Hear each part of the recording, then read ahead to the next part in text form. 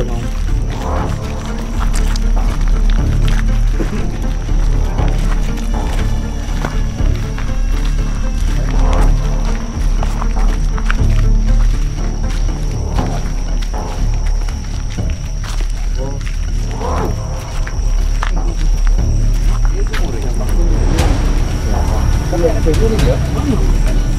Saya menjadi soalan negara, kan? Jelas. Pas sumber ya. Itu udah gini, itu bawa jadi bahaya. Itu gawe ritual. Perlu di bawah. Takutnya kalau ada bahaya anak-anak kecil atau apa. Berarti jatuh ke situ. Berarti ini di pecok ini di tetungan sih. Hah? Saya bersih jadi tumbuh lagi. Tumbuh lagi. Tapi nanti jangan rusak. Oh iya. Berarti wonten anu nih, kita lihat wonten apa nih? Foto nopo. Kenang jeruatan kan? Oh, iya. Niku wonten watu nggih. Surah sini kan Mantap. Kan ini kenang jeruatan. Kenang jeruatan. Siraman. Siraman. Berarti harus ada air yang Jadi buat tanah pet. itu Apa namanya? pancen lebak nih. Pet ya, buat pet ya. Ini lebak nih. Cuma ke ulo ini. Mandirnya belan. Allah minta betul nonton. Gimana Pak Kadir nih? Nggak Allah betul nonton. Anakku enggak nanti ini enaknya tuh.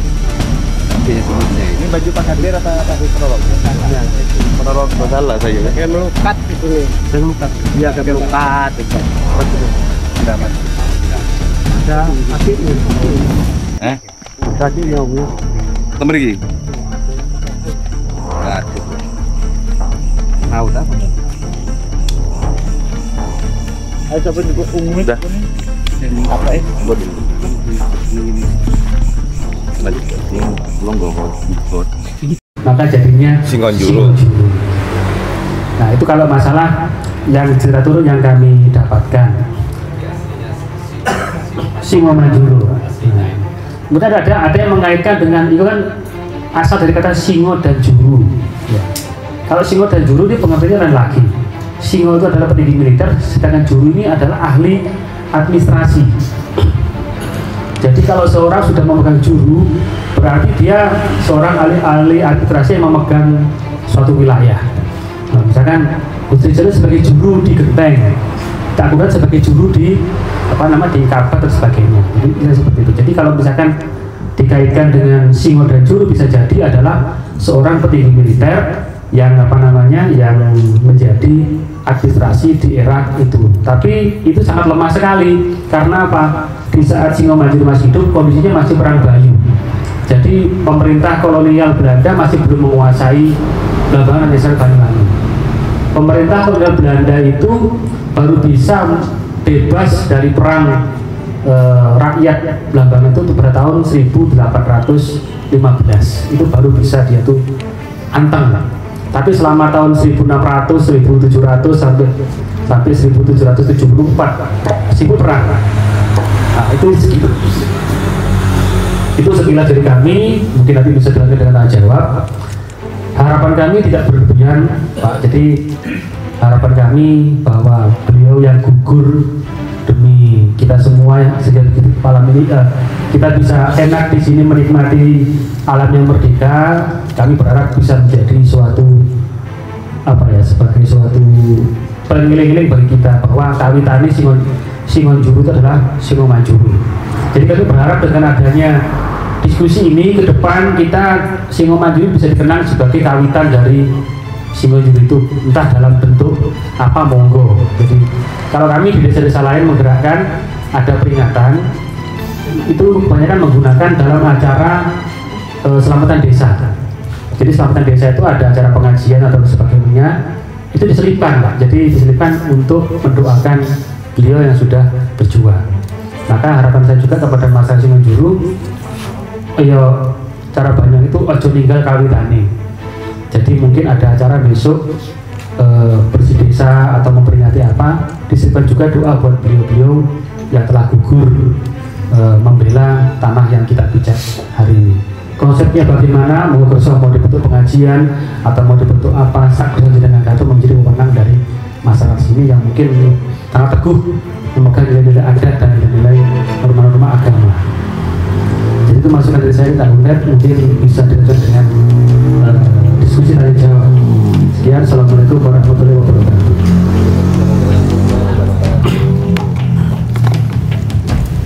Terima kasih pada almarhum yang sudah membeberkan tentang asal-usul asal-muasal Singomanduru hingga menjadi desa Singojuru. Enggak tunjuk kopi ini. Pada saudara-saudara, dulur-dulur yang berarti tanya jawab atau diskusi. Terima kasih banyak lagi. Saudara dulur-dulur yang kelahiran ini, kalau tanah kelahiran, monggo dipun tanya-tanya dari jawaban yang belum mampu. Monggo Mas Indra. Monggo. Oh iya. Oke, siap. Oke. Mas Mulyono mau tanya? Bisa kan? Cukup. Dekat benar. Enggak. Ceng cengkap. Langgen itu. Enggak. Assalamualaikum warahmatullahi wabarakatuh. Waalaikumsalam warahmatullahi wabarakatuh. Ngapunten nggih. Iki kamerane pun di kamerane. Ah niki kamera nih Mas. Nggih, monggo niku dulu. Kamera dekat ke sini biar kelihatan. Oke, ini sharing saja. Ini ada beberapa pertanyaan. Oke, terkait nama Singojuru atau mungkin nama gelar yang dipakai yang menggunakan nama hewan. Ada salah satu pernyataan bahwa nama gelar Singo itu dibuat atau mungkin yang memakai Ini salah perik mau. nama Salah perik iki mau. Teng mandat. Assalamualaikum Pak. Assalamualaikum. yang memakai nama gelar Singo itu ada yang berpendapat bahwa dia itu adalah salah satu Al-Guju. Artinya adalah orang yang mengeksekusi aparat atau mungkin negara yang di situ berkorupsi. Nah, itu sumbernya dari mana? Sumbernya itu saya beberapa kali melihat itu di pernyataan Agus Sunyoto yang mengarang kitab Atas Walisono. Mungkin apakah nama gelar Singo tadi, apakah itu tadi hanya berlaku di belakang sini sebagai sebagai untuk yang mempunyai pangkat dan yang lain, tapi kalau menurut tadi itu bahwa seseorang yang Al-Guju yang tugasnya itu adalah eksekutor, kurang lebih seperti itu. Mungkin ada penjelasan yang lebih lagi dari saya. Cukup sekian. Ada lagi sekali ya? Jawaban. Oke.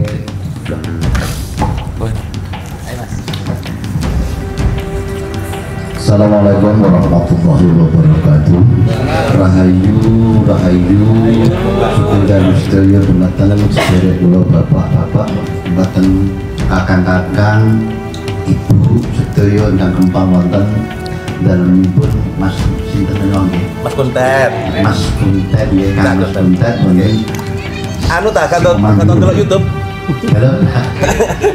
Menika ngeten. Kalau sangat tersentuh mengenai perbedaan ingkang asma macan kalian singo.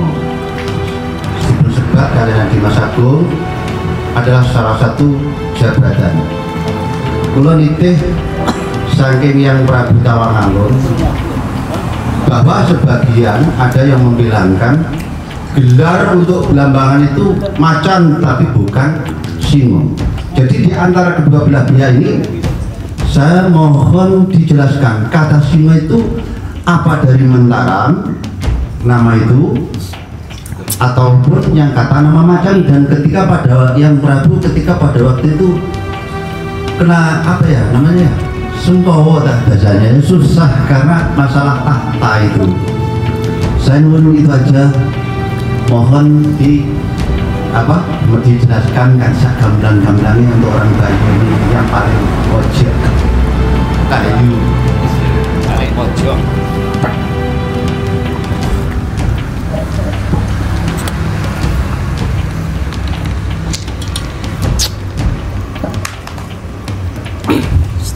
Baik, dulu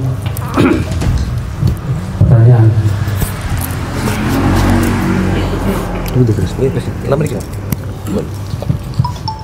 Baik, saya menjawab pertanyaan dari Kak Tova tadi dikenal dengan macan kumbang. Julukan macan kumbang dengan Mas Anam Ajar Jumeno. Jadi begini, yang pertama, apabila singo itu identik dengan Algojo, ini saya kurang tahu, tetapi ada kemungkinan seperti itu karena yang melaksanakan eksekusi hukuman mati itu jelasnya adalah orang-orang militer. Gak mungkin sebagai seorang temenggung atau sebagai seorang bupati mengadakan eksekusi atau menjadi Algojo. Nah pasti seperti zaman sekarang itu Algojo itu adalah diambil dari orang-orang militer atau zaman dulu dari golongan prajurit. Ya. Tetapi bukan berarti seorang singo itu adalah seorang Algojo. Karena kalau seorang singo itu cuma satu orang dalam cerita sejarah itu, dalam suatu perang atau suatu peristiwa itu singo itu bisa banyak orang, lebih dari satu, berpuluh-puluh gitu. Jadi jawaban saya, kalau singo itu adalah seorang mungkin seorang Algojo, iya. Tetapi apakah seorang singo itu pasti soal Algojo semua? Tidak. Jadi kami sampai sekarang ini masih berpendapat seorang singo itu adalah seorang petinggi prajurit yang memimpin ratusan pasukan, ratusan prajurit. Yang kedua tentang budaya itu, apakah singo itu budaya Blambangan? Kalau kita telusuri mulai Blambangan era awal di tahun 1500-an itu sampai di Macan Putih itu tidak terdeteksi seorang tokoh yang bernama Singo, ya. Baik ataupun macan juga tidak terdeteksi. Padahal pada waktu itu di zaman Singosari sebelum Mojopahit itu sudah muncul nama Norosingo sebagai seorang raja di Singosari atau Singomukti. Nah, berarti ini bukan budaya Blambangan. Kemudian di eranya Prabu Tawanganun itu muncullah istilah macan, singo tidak ada, yaitu putra Prabu Tawanganun itu ada bernama Mas Macanpura dari Mas Macanagara. Nah, jadi Macanpura ini berarti dia itu, pura itu zaman dulu itu adalah kota. Jadi kalau Macanpura berarti dia adalah panglima yang menguasai kota. Sedangkan nagara itu adalah pelosok desa zaman. Jadi kalau kita berbicara bahasa Jawa kuno, desa itu adalah artinya negara, sedangkan nagara itu adalah desa. Entah bagaimana itu terbalik nggak tahu. Jadi Macanagara itu adalah nagara itu wilayah di luar ibu kota. Jadi dulu itu yang di dalam kota adalah Mas Macanpura, yang di luar adalah Mas Macanagara seperti itu. Bukan negara ya, nagara. Karena negara sama negara lain. Itu yang terdeteksi. Kemudian setelah itu di eranya Mas Alit ketika mendirikan kabupaten di Banyuwangi sekarang itu, jadi pendopo itu di sebelah barat itu namanya daerah Singonegara. Itu kalau kita masuk di sana nama lingkungannya ya Singo-Singo, Singo Taruno, Singo Witnyo segala macam. Kemudian ke utara sedikit masuk Singo Turunan, itu juga sama-sama. Berarti nama Singo sedemikian banyak berarti kan tidak satu orang, berarti banyak orang. Dan penempatannya adalah di baratnya pendopo, berarti itu adalah barat militer. Jadi apabila sewaktu-waktu bupati dalam kondisi terancam, maka prajurit bisa langsung bisa bergerak. Jadi jawaban saya itu kan. Jadi saya menduga budaya nama-nama singo, nama-nama macan ini munculnya di abad 17. Jadi antara tahun 1600 sampai dengan di awal di tahun 1800. Dan kalau kita telusuri, kita tanya kepada orang-orang yang mempunyai kakek apa nenek moyang singo atau macan, rata-rata kan ceritanya orang sakti kan, nggak ada.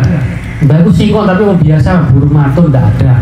Pasti sakti lah, bisa nibur segala macam. Berarti kan orang-orang ini kan orang-orang lindungi pilih tanding yang jaya di medan perang. Berarti kan kalau sekarang kan pasti dia minimal tentara gitu loh. Kalau zaman dulu prajurit. Jadi itu.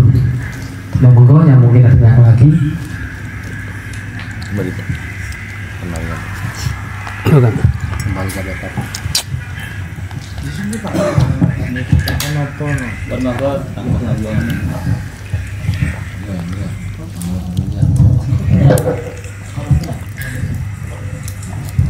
Takon apa Pak? Napa piye gawene gethuk lindri napa-napa. Iku sejarah nih. napa-napa pun saged Pak. Sing penting mboten mati obore sajarahe. Assalamualaikum warahmatullahi wabarakatuh. Alhamdulillah kami warga Dusun Juru kedatangan panjenengan sedanten menjaga melestarikan budaya-kebudayaan tanah Banyuwangi. Alhamdulillah. Amin. Tanpa orang-orang panjenengan sedanten tidak akan terjaga. Makanya kami sebagai masyarakat yang awam, saya mendukung sepenuhnya. Amin. Karena kita harus mengupas kata dengan tadi, setiap dusun ada cerita, tapi bukti harus nyata. Makanya di sini pun ada Singo Manjuru, yang kedua ada Mbak Marsan. Mbak Marsan di sini kita nggak asing lagi, yang apa awal berdirinya Gandrung. Makanya kami di sini ya bertanya dan sekalian untuk mengupas biar jelas. Di saat kami ditanya oleh warga yang lain, kita baru bisa menjawab. Kadang dibengkokkan sama orang-orang yang nggak ngerti. Makanya kami untuk meluruskan ini, saya butuh dukungan dari jenengan standar sebagai budayawan. Yang saya tanyakan terkait masalah Singo Manjuru. Ya, yang sudah paham dengan Gus Riza, monggo dijelaskan nanti. Awalnya dari di sini kan banyak apa seperti Pelinggian yang kemarin kita lihat. Untuk yang lain ada yang tempat namanya apa? Petahunan. Nah, kami tidak tahu apa sih petahunan, apa sih Pelinggian itu yang sebenarnya. Kalau orang-orang budayawan mungkin lebih memahami karena sudah tahu itu apa arahnya, apa tujuannya. Demikian dari kami sebagai warga Dusun Juru. Kami akhiri, wassalamualaikum warahmatullahi wabarakatuh. Waalaikumsalam.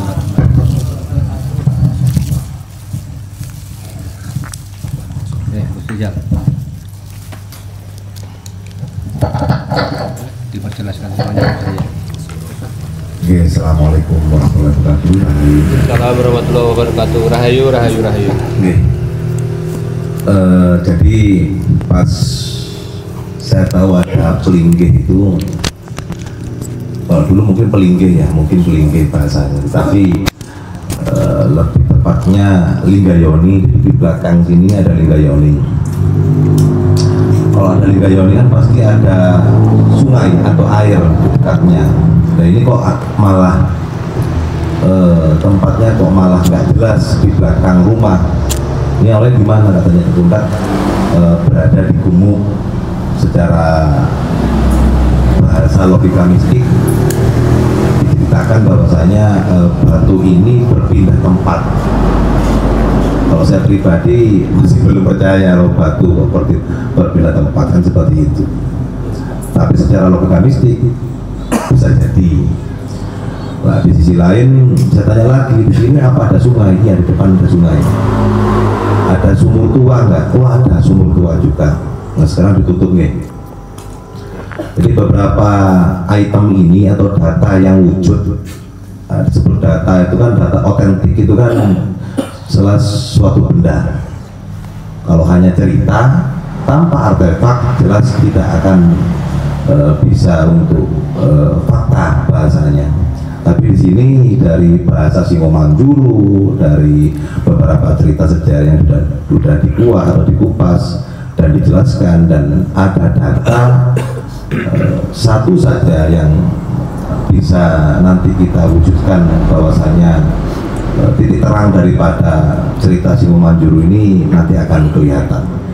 Maka barusan saya bisik-bisik sama Cak Kundat, sekalian batu itu dipindahkan ke depan karena jelas bisa mengangkat dengan banyak orang. Tetapi kemarin sempat saya cerita sama Romo Agung, ya kalau masyarakat daerah sana mengiyakan, karena itu harus ada kesepakatan mufakat secara dimusyawarahkan dan akhirnya dipindahkan. Tapi coba nanti kita bicarakan. Dan akhirnya sekarang Cak Kundat bilangnya nggak apa-apa, kemarin juga bilang nggak apa-apa, monggo nggak apa-apa dipindahkan aja ke depan sambil dibahas. Batu itu saya lihat, kalau saya sering nemuin Linggayoni itu nggak seperti ini. Ini batunya besar dan batu dari gunung, ya gunung atau gumuk, karena ya batunya lebih ke arah seperti itu dan besar, dan ada 2 titik kode yang saya belum tahu. Setahu saya Linggayoni itu bundar ada gagangnya, jadi Linggo itu adalah sosok laki-laki dan Yoni adalah sosok perempuan. Kalau dikupas nanti mungkin season kedua ya, jadi Linggo itu apa, Yoni atau Yantra itu apa, nanti kita bisa kupas itu. Tetapi kan kalau tidak ada batunya di sini, apa yang mau dikupas?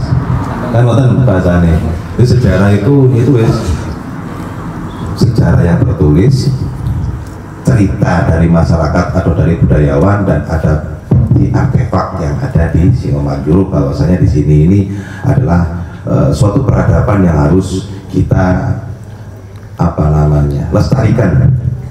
Tanpa adanya sejarawan, budayawan, spiritual dan masyarakat setempat tidak akan terjadi apa-apa. Kan berkata. Oke. Cukup sekian, mungkin yang lain kalau ada pertanyaan monggo dilanjutkan. Assalamualaikum. Assalamualaikum warahmatullahi wabarakatuh. Terima kasih kepada para bapak, para ibu, khusus Bapak Pindah Keluarga untuk menyikapi ini, untuk bertanya menyikapi tentang Singo dulu, gitu. Kenapa kok Singo? Padahal dalam peradaban penerbangan itu kan namanya Kebuan Abraham, gitu. Terus Kebumen Cuek, gitu. Kok tidak mengambil itu? Ya ini ada apa kan gitu. Padahal di Banyuwangi terkenal, kembali lagi kepada zaman Prabu Tawalur, yaitu macan kan simbolnya. Kalau melihat peradaban itu yang mempunyai nama-nama juga tokoh-tokoh sakti kan gitu.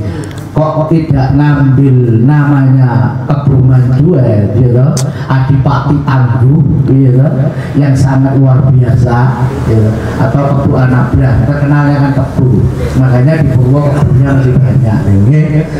Lek Singo jarang, kok pakai Singo, apa beliaunya itu utusan Mataram atau Singosari, gitu. Lek jelas kok kerajaannya Singosari kan begitu kan.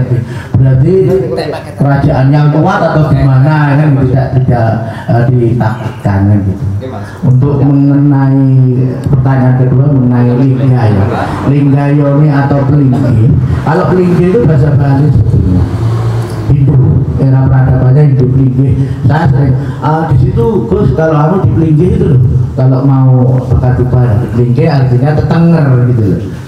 Linggayoni yang sama kayaknya begitu ya, mungkin yang naruh tapi ya orang-orang yang dulu yang sepuh lah istilahnya. Ya itu untuk pertanyaan yang pertama nih, kok buatan dinamai kebu apa aja ya, padahal peradaban kita kan yang tangguh dulu itu panglima adipati itu namanya kebu semua kan gitu ya, biar jelas lah butuh gitu loh. Kok ganti Singo kan gitu kan gitu.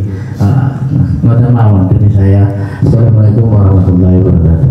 Assalamualaikum warahmatullahi wabarakatuh. Terus pertanyaannya,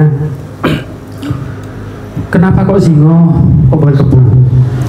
Jadi dalam melestarikan sejarah itu, terutama kami ya, Kami itu tidak berani untuk mengubah cerita yang berkembang di masyarakat, apalagi yang didukung dengan data. Jadi untuk tradisi Kebu itu lebih kepada ke Alas Malang. Kalau di Singonjuru itu adalah tradisi Singo. Maka kami tidak mengubah. Dan Singo itu pun adalah bagian dari sejarah. Jadi Singo ini di daerah, di sejarah-sejarah lain itu ada datanya. Singo-singo ini macam-macam ini ada data, tapi untuk Singo Manjuru ini sebatas dari cerita masyarakat. Nah, apakah bukan sejarah? Sejarah, tapi masih belum, karena buktinya masih dicari, masih digali. Maka apabila besok Singo Manjuru ini mau diabadikan, Nun Sewu, kita bisa mencontoh dari desa Parangharjo. Karena begini, kalau konteks sejarah itu biasanya kan nanti arahnya ke ilmiah. Ilmiah itu nanti akan mengundang pertanyaan dari kaum-kaum akademisi. Ini misalkan kita pasang ya, di sini ini pancernya, tempatnya meninggalnya Singo Manjuru misalkan. Mereka mahasiswa akan datang, Pak buktinya apa Pak? Kok bisa ngomong begini? Kalau kita bicara, ini katanya mbah saya, maka lemah. Mbah ini sopo gitu. Tetapi kalau misalkan ini berdasarkan lontar, berdasarkan ini kuat. Tetapi ada peluang Pak. Kalau di Parangharjo itu menetapkan bahwa ini makam Sawiwit, ini tempat Sawiwit. Tapi di foil ditulis namanya folklore itu cerita rakyat. Nah, para mahasiswa, para profesor pun kalau sudah dengar cerita rakyat tidak akan berani, karena mereka sangat menghormati cerita rakyat. Jadi di sini mungkin kalau dijadikan pancer bahwa ini dulu adalah kawitannya Senopati Singo Manjuru, tapi di depannya ditulis cerita tutur dari masyarakat. Gak ada yang berani sudah, karena namanya cerita tutur itu dalam dunia akademis itu paling tinggi, cuma tidak masuk dalam sejarah. Ya. Nah, dari rangkaian yang saya katakan tadi, jadi itu Gus, jadi kita taat kepada yang terjadi di situ. Jadi sejarah itu hitam bela hitam, putih bela putih, abu-abu dan abu-abu. Kita tidak merubah apabila kita tidak mempunyai data atau fakta yang kuat. Ya. Kalau mungkin daerah sini Kebu, ya kita akan mendengarkan Kebu. Gitu. Jadi sementara ini yang berkembang di sini ada budaya Singo Manjuru, ada Singo Niti, ada Singo Latren. Maka di sini banyak singo-singo semua. Sama jelaskan Gayoni itu. Ya. Nah, terkait Gayoni Pak, jadi begini. Jadi kita mengerucut ya. Ada 3 poin yang menjadi kekuatan ciri khas dari desa Singonjuru. Yang pertama adalah desa Singonjuru ini adalah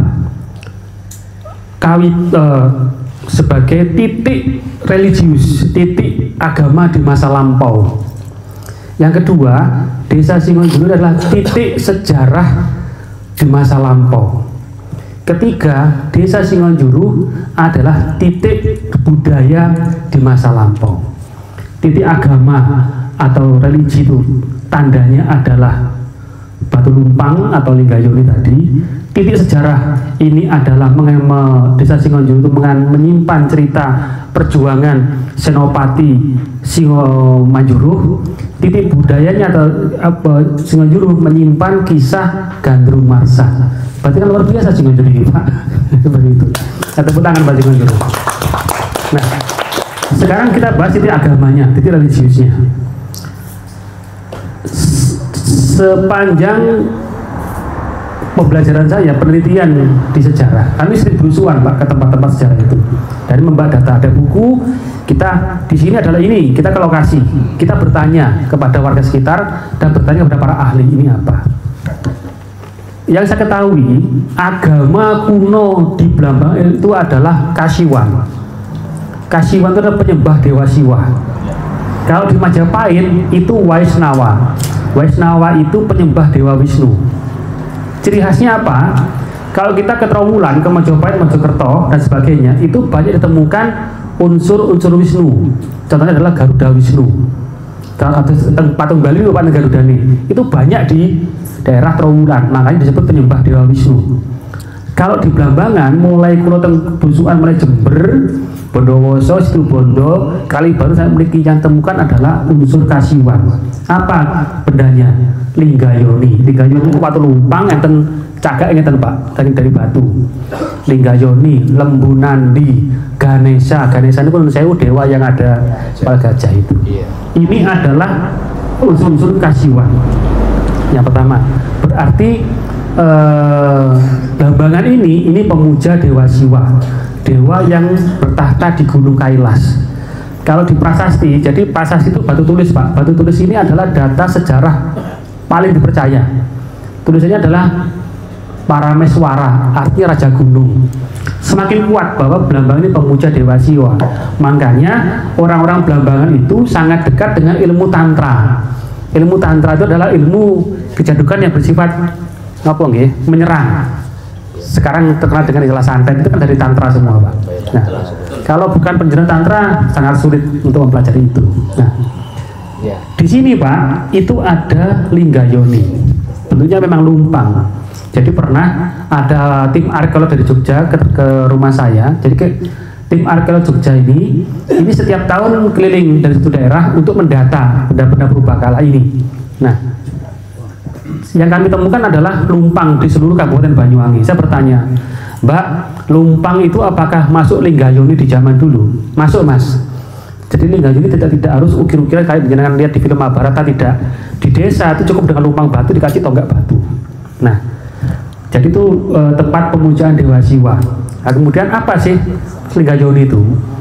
Dalam ajaran Siwa itu punya ajaran utama adalah bahwa cikal bakal kehidupan, awal kehidupan ini adalah bapak lan ibu. Jadi lingga ini lambangnya bapak Pak, yoni ini lambangnya ibu.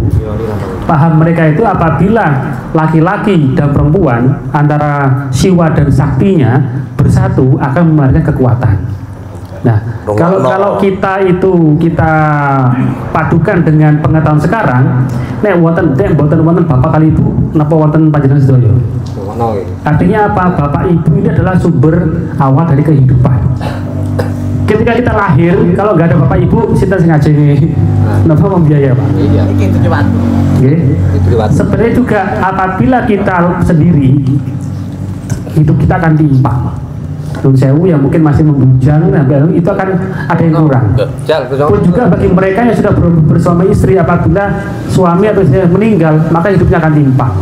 Ini dalam ajaran Siwa dipegang teguh sebagai bahwa laki-laki itu harus bersatu dengan pasangannya akan menjadi kekuatan untuk kehidupan. Nah, lepas dari masalah itu, artinya dulu tempat ini yang kita duduk adalah tempat suci Pak. Jadi penemuan saya itu rata-rata Linggayoni ini berada di ketinggian dan dikelilingi sawah. Artinya apa? Linggayoni dijadikan sebagai pancer agar memberikan aura atau energi yang positif agar sawahnya subur sebagai tolak balak dari segenap bencana. Jadi kalau di sini ada Linggayoni Pak, berarti daerahnya adalah daerah suci, tempat orang-orang beribadah di zaman dulu dengan agama yang terdahulu. Nah, tempat suci itu ya, candi atau apa itu harus dekat dengan air, mata air ya, bukan sungai, dari mata air. Karena apa? Para pemuka-pemuka dulu itu sebelum beribadah dia harus mensucikan diri dengan air suci. Makanya air sucinya itu bukan air yang mengalir, bukan boten sawah kalian boten, itu adalah sumber. Nah, di sini ada sumber di sini Pak, dekat dengan air suci. Makanya saya menduga, makanya tak heran ya, pengetahuan saya nun sewu, kenapa daerah sekitar sini kok wingit? Di sini wingit, di sini wingit, di sana wingit Pak, di sana juga. Karena memang ini daerah suci. Artinya apa? Cikal bakal orang-orang beragama dulu adalah di sini. Maka saya memberikan masukan bagaimana kalau ini kita lestarikan sebagai punden awal agama di sini, tapi dengan gaya terbaru, yaitu gaya Muslim. Karena kan kita kan sudah masukkan Muslim, nanti kita lestarikan tapi dengan gaya Islam seperti itu. Itu yang pertama.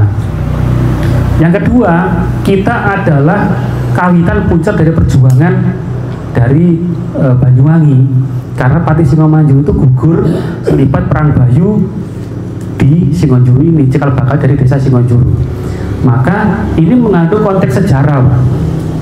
Makanya saya punya usul juga, jadi kita bikin di sini pancer, ya. Jadi Singomanjuru adalah desa kuno, buktinya apa? Artefak Megayoni, bahwa kita sudah ada ratusan tahun yang lalu, bukan kemarin sore. Yang kedua, desa Singonjuru adalah desa bersejarah. Apa buktinya? Adanya kisah Patih Singomanjuru, Senopati Singomanjuru yang gugur dalam Perang Bayu.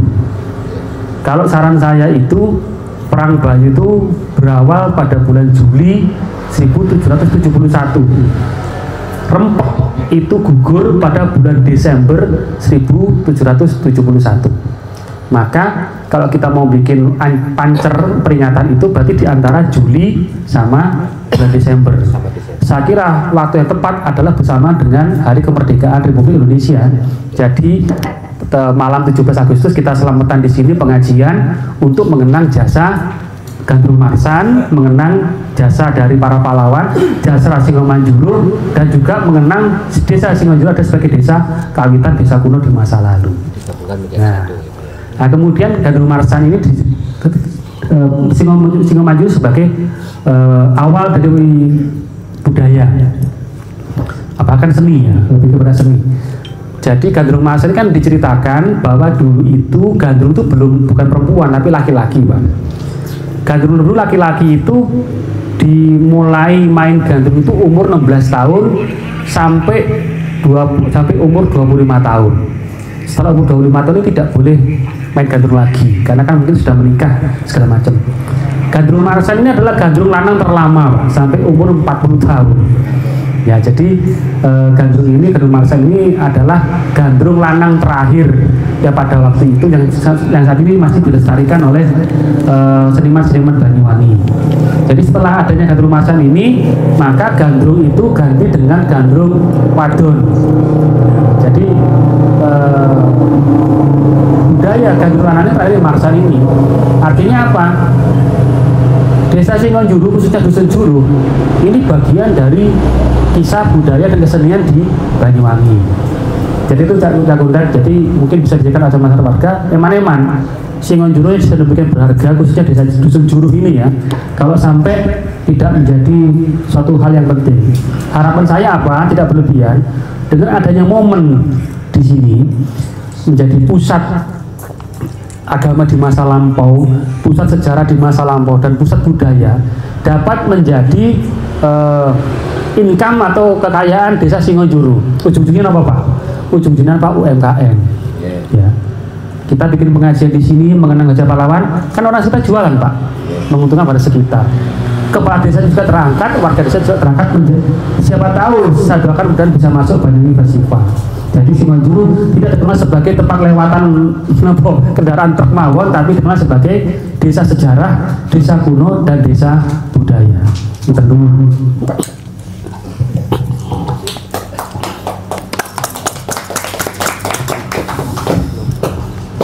Terima kasih penjelasannya. Juga saya ikut turun menjelaskan tentang Singonjuru yang saya dengar dari tutur. Dulu balai desa Singonjuru itu bukan di sana, tapi balai desa Singonjuru itu di dekat masjid sini, dan di situ juga ada sebuah candi, Sijil. Ya, itu balai desa paling lama di era mbah saya, di era mungkin sebelum mbah, setelah mbah, ya.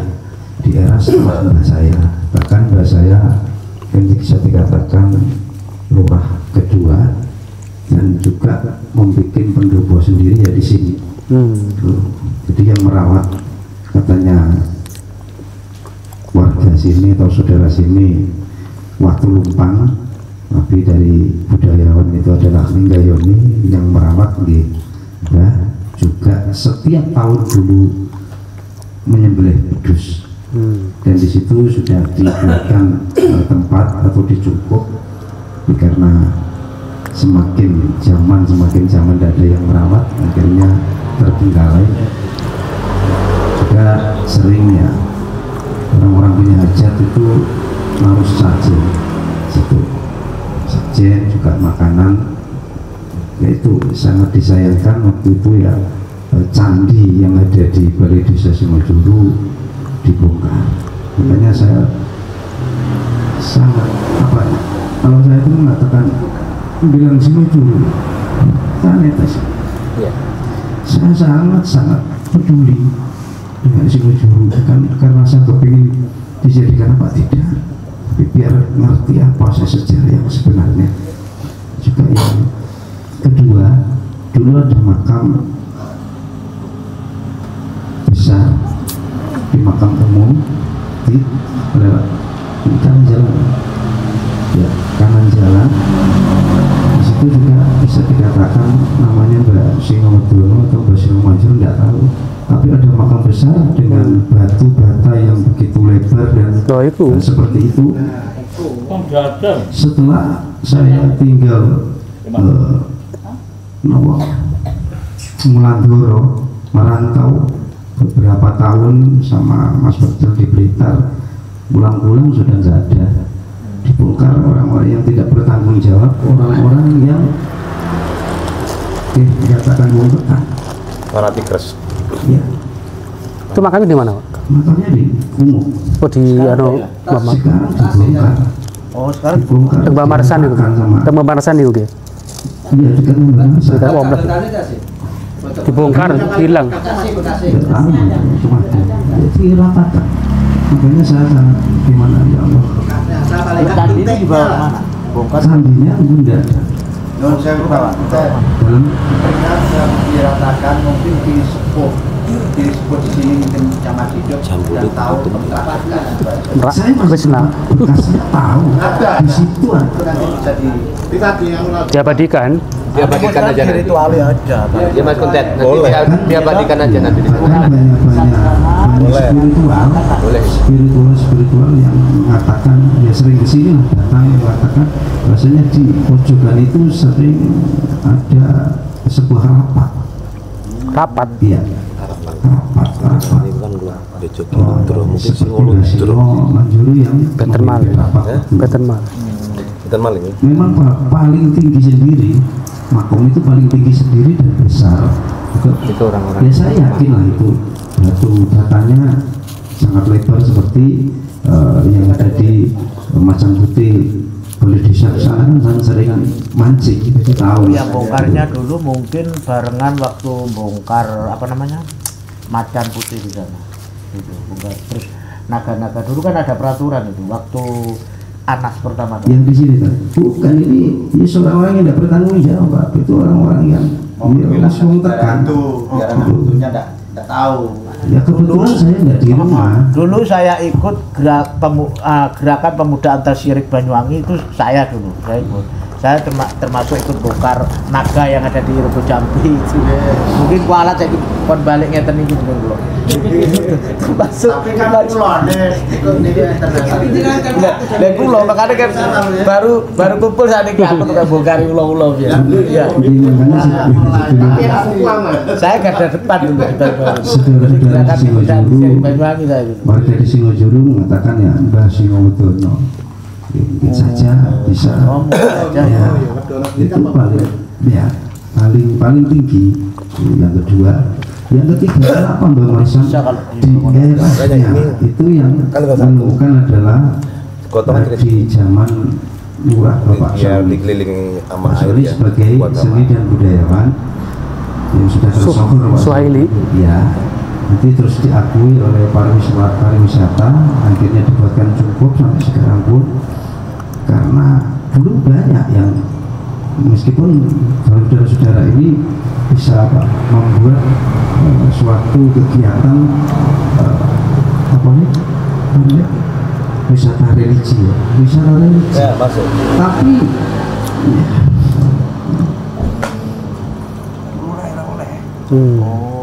ganti mawon lurah. Dan gitu kilurah sing Manjuru nih. Kilurah konten itu. Katanya apa musik dan sirik. Saya datang marah. Saya marah. Apa yang sirik? Apa yang musrik? Yang musik dan sirik. Siriknya dari mana musiknya? Ya, Mbak. Dari mana musiknya, dari mana siriknya, Pak? Kalau ukurnya apa? Bukan dengan kuburannya. Iya. Tapi kita wajib mendoakan para leluhur. Iya iya. Buat ternyata leluhur kalau kalian jenengan itu sakit makan umur itu. Mungkin Hatus Mbah Marasan itu sebagai pejuang seni. Pejuang itu buatan namung ini bedil, buatan lagi tombak, keris. Tapi lewat seni dan budaya, Mbah Marasan bisa menciptakan seni yang di Banyuwangi sampai mendunia. Ini kan sangat disayangkan.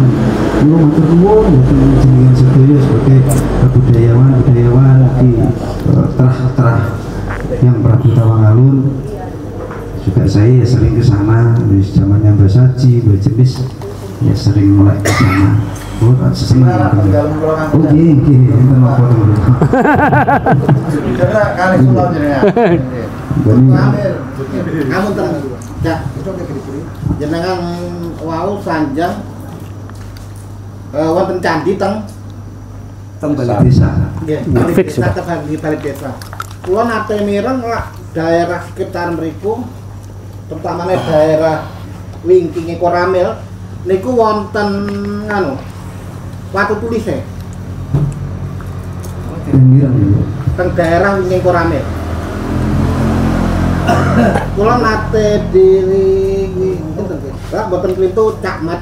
Waktu tulis niku napa ana coroko napa tulisan biasa? Tulisannya tulisan Oh, kuno. Ya memang dulu itu zamannya Lurah Sauni mau dibikin gedung seni tadi. Makanya sudah dikasihkan biasa tapi Di belakang Koramil.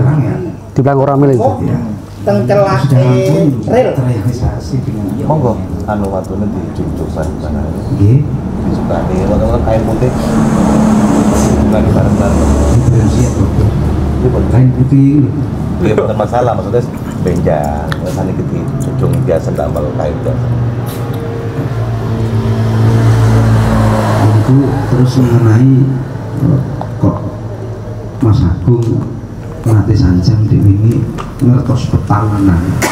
Di sini di wonten petawanan. Ini kalau kaget Mas Agung ini sanjang petawanan. Kalau kaget sanjang itu petawanan. Belum dijelaskan kenapa kok jalannya miring. Dengan nopo jelaskan nopo si arti petawanan. Bahwasanya dulu yang hajatan di selama tahun meriku, tapi ingkang masak keberipun keluarga meriki. Nek mboten trah keluarga meriki, mboten masak. Jadi ini sing apa yang tekaniku mboten trah meriki punya hajat. Niku ayam sak bahan-bahan nopo ne dipasrahkan meriki. Nggih, niku nggih mboten trah meriki. Mboten terah mriki mboten cakep ya. Mboten saya. Paling nggak ada pengobatan itu. Ya selamatnya meriki. Untuk masakan Monggo, Mas Agung. dengan jelasan Dengan pinunuraken Mas Agung. Tersane gamblang daya Mas Agung.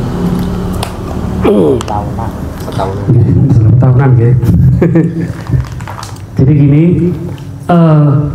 budaya khususnya orang Jawa di zaman dulu itu di setiap desa itu selalu ada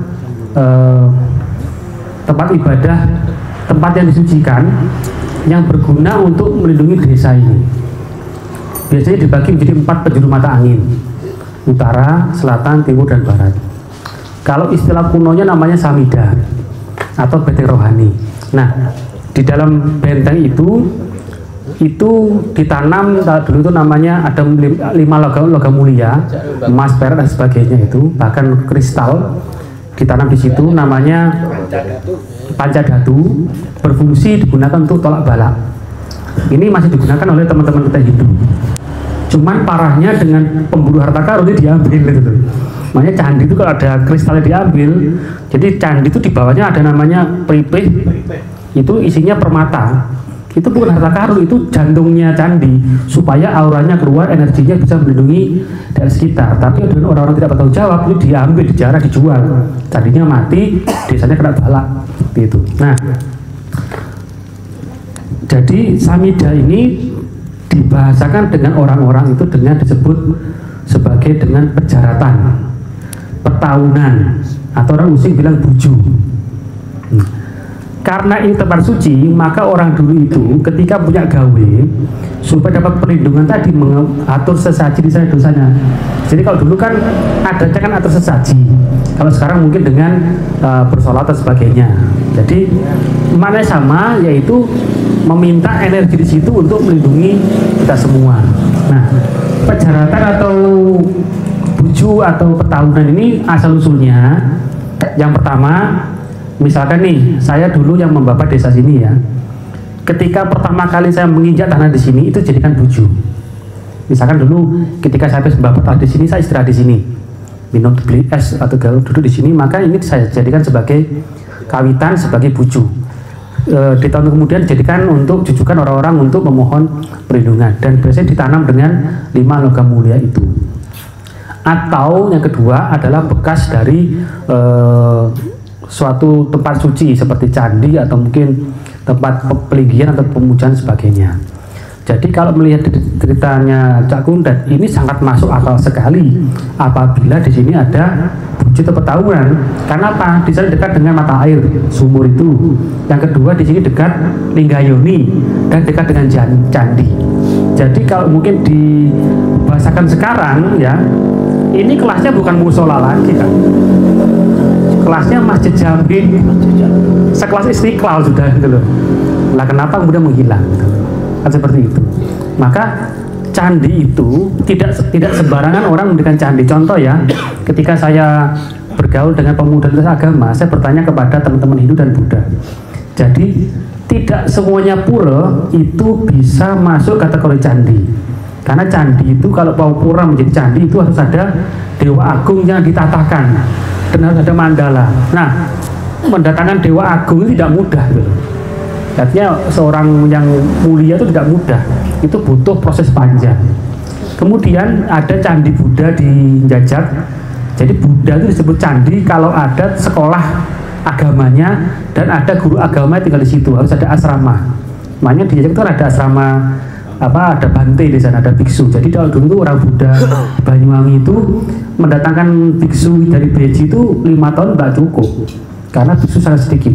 Tapi dengan adanya candi, maka di situ ada biksu yang standby di situ dan tempat pembelajaran agama Buddha di situ.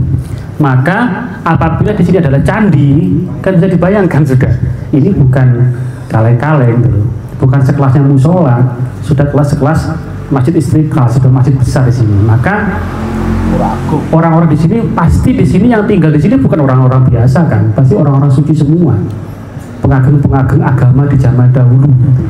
Maka alangkah baiknya apabila kita lestarikan itu dengan konsep yang sesuai dengan yang kita imani gitu. Mungkin di sini, jadi kalau Kang Kundet mendirikan pengajian di sini, kenapa